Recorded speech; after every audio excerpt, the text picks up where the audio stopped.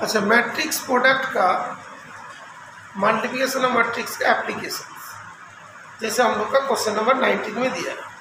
A trust fund has 30,000 that must be invested in two different types of bonds.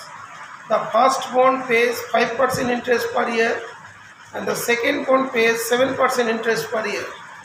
Using matrix multiplication, determine how to divide 30,000 among two types of bond if the trust fund must obtain an annual total interest of rupees 18,000 and rupees 2,000. Sorry, 1,800 and 2,000. तो क्या करना है, first bond में x है तो money invested in the second bond 30,000 minus x, एक को रो में पुट करना, रो मैट्रिक्स, और इंटरेस्ट को कॉलम मैट्रिक्स, तभी तो इंटू होगा। ठीक है, बोल सके इधर दे, तो फिर इसे इंटू कर दिया, सॉल्व करते गया, एक से 50,000 है, दूसरा भी 50,000 होता है ना। इसके बाद इस जगह वैल्यूज कितना दिया, 2,000, कितना आंसर है तुम्हारा? आ गया, बोर्ड में करो। हाँ बेटा, इसका सेकंड पार्ट का आंसर आ गया। अच्छा, इससे सेकंड पार्ट की जब बात होगी तो क्या होगा, 5x plus 21,000 minus 7x equals to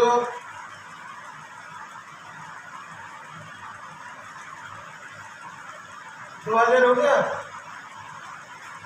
तो माइनस 2x इक्वल्स टू इधर चला गया, 10,000 हो गया, 21,000 माइनस 10, x इक्वल्स टू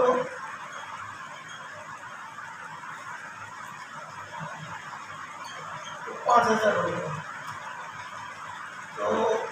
तो फर्स्ट बॉन्ड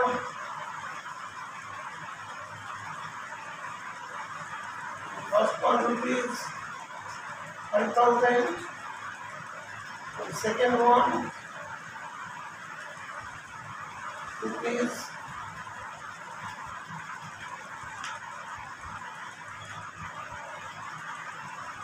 30,000 माइनस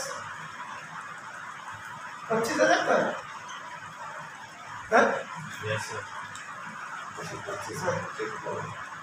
क्लियर बेटा, ये चीज हो गया। इसके बाद नेक्स्ट क्वेश्चन की तरफ, फर्स्ट वाला क्वेश्चन तो डायरेक्ट था, तो यहाँ पे दिया 20 में the books of a particular school has 10 dozen chemistry books, 8 dozen physics books and 10 dozen economics book.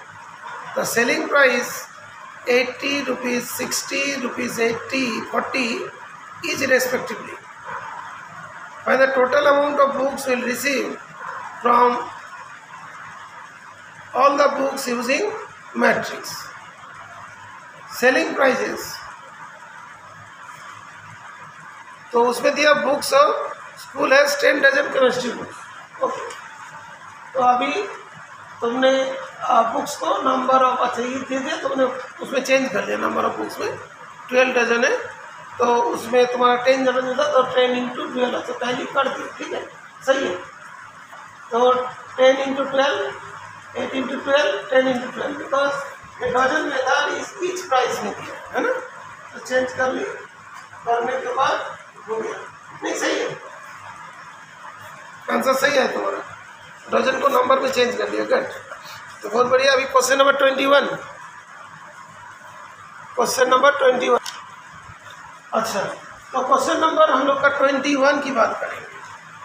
21 में क्या दिया, ये जो X6 मैट्रिक्स है जिसका 2 इंटू n ऑर्डर है, Y का 3 इंटू k ऑर्डर है, Z का 2 इंटू p है, W का n इंटू 3, P का p इंटू k,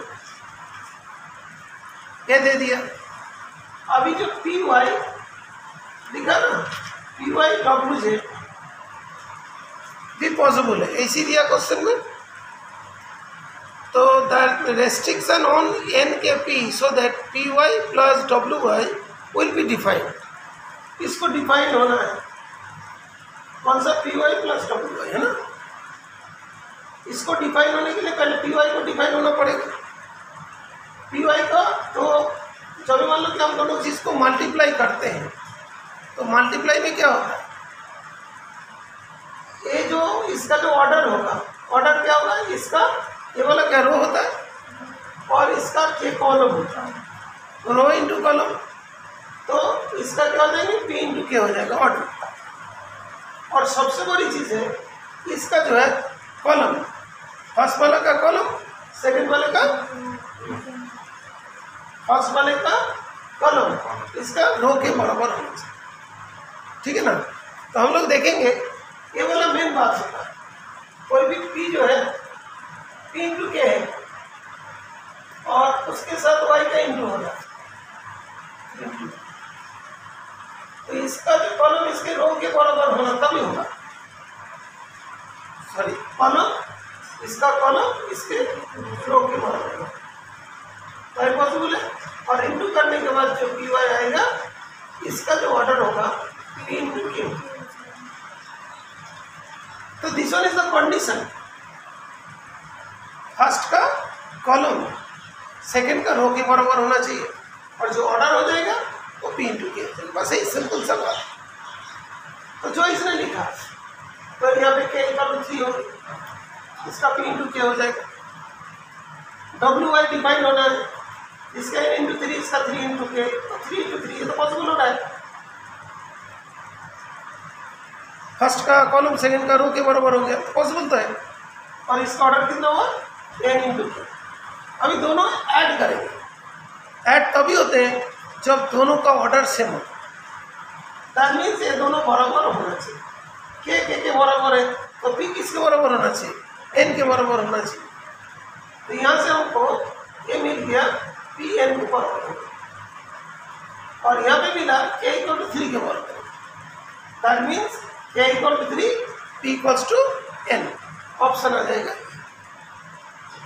इसी के ऊपर जेईई मेंस में एडवांस में बहुत क्वेश्चन आते हैं इस पर्टिकुलर टॉपिक से, ठीक है।